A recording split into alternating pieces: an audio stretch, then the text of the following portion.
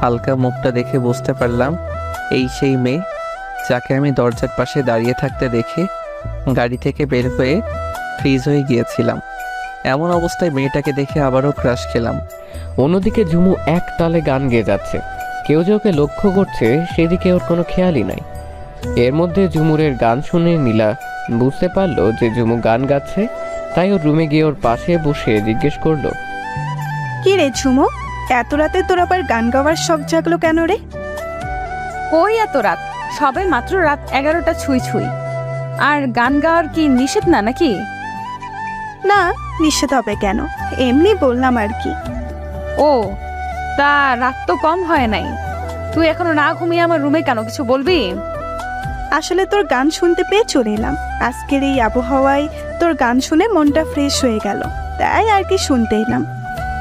ও আচ্ছা, থামলি কেন গান?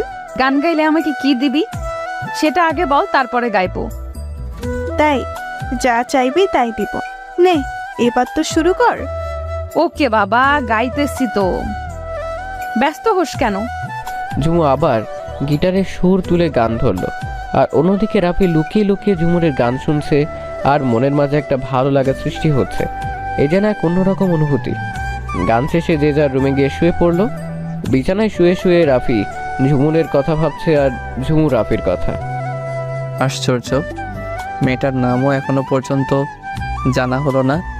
ধুর, থাক, কালকে নীলাকে জিজ্ঞেস করে জেনে নিব আনে। অন্যদিকে আচ্ছা রাফি ভাইয়ের কি আমার কথা মনে আছে নাকি ভুলে গেছে, নাকি এখনো আমাকে ঘৃণা করে? করতেই পারে, সে তো আমাকে দেখতেই পারে না। এইসব ভাবতে ভাবতেই ঝুমু ঘুমিয়ে গেল, যে কখনো সে তা নিজেও জানে না।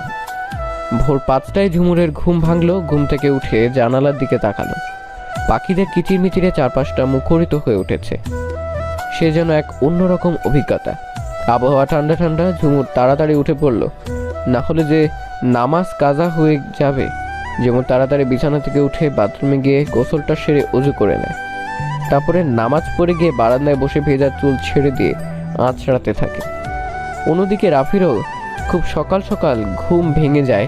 সে ফ্রেশ হয়ে চলে যায় বারান্দায়। হঠাৎ করে পাশের বারান্দার দিকে চোখ পড়ে তার।